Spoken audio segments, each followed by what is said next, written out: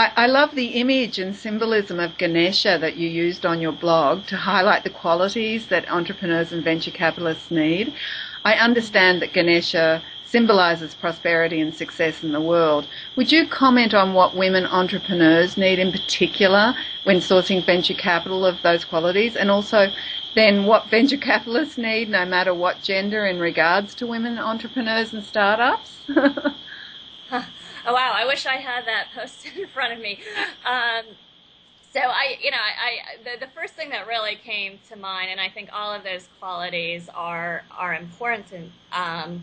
But the thick skin is key, and it's a thick skin combined with the ability to kind of move beyond setbacks. Women tend to really analyze things and be see things from numerous different perspectives, and that's one of the real values they bring to a business and growing a business and building a team and being sensitive to the dynamics of what's happening around a team and a board. Yes. However, it can also result in paralysis, and so I think the ability to just take criticism, not take it personally, move on, especially when you're doing something innovative. You're going to have a lot more no's than yeses out there, and just being prepared and not taking it personally, and going out and finding the people who are going to be supportive and persevering in that process. So, and I think that's true of entrepreneurs. I think it's true in the VC world, in terms of, if you really want to be innovative, you're going to have partners, you're going to have other people around you who may not see it, or that you're just going to have to convince a little bit more. And I think that's just an important quality to have in general, that resilience. Okay. Thank you. I note also you've also written in your blog recently about the startup visa. Yay, good for you. Yes. Putting it. Would you have any advice for European entrepreneurs who face many more obstacles in sourcing venture than US entrepreneurs? And when you say obstacles, you mean just the lack Well, of... it's very conservative as far as the whole market in the UK and Ireland, which is where Yes. I'm was based, and also women obviously are more outside the box, even more so because of that conservative old boys sort of network that happens in the UK. So I just wondered if you've got any advice, because I know you've travelled widely and you've had venture being sourced from other countries. If you've got any advice for European entrepreneurs in their struggle. Well, yeah, I actually did invest in the UK and the Netherlands.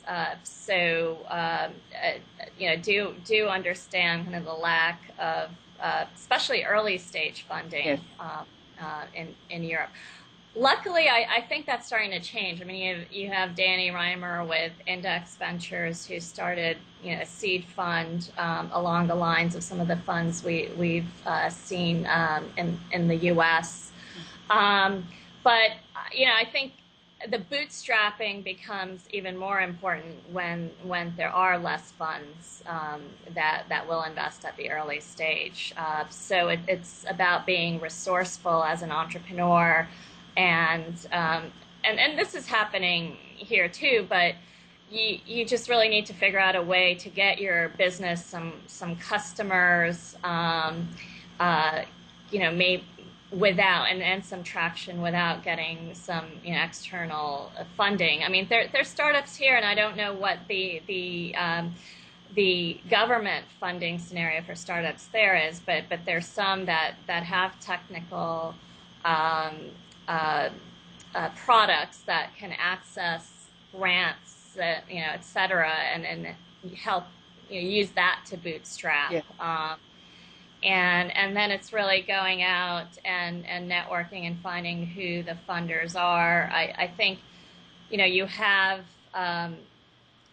money coming from all around the world now, interested in finding, good startups. While it's still a very local business, I know that there are funds, in the Middle East, and there are funds in Asia that are very interested in accessing some of the European markets. So I'd say think a little bit creatively on where you're finding those sources beyond just the traditional venture funds. Just to give you an example, I had an experience in the UK, in London. I went up to Birmingham to a women's angel funding, so-called women's funding organisation, and there was only one woman who actually worked there, who I gathered at the end of the interview she was like a figurehead, and the male came out and I did my pitch, and basically they told me to go to Dragon's Den, which is a television show, which I would never have dreamed of like interviewing for, because they have incredible disrespect for entrepreneurs. So as I was walking out the door, she walked me out the door, and I said to her, "Do you get many women coming in with tech startups?" And she said, "No." And I said, "So what sort of women's businesses do they bring?" And she said, "Oh, usually baby clothes shops and fashion." And I just went, "Oh my God." So that just gives you an idea, even though that was ostensibly a women's angel funding company and they were advertising themselves as such, that conservative sort of mindset, that was only a couple of years ago that happened. So very different than the US. Look, Jalak, it's been absolutely delightful. I've learned heaps from this interview with you, and again, really appreciate the work that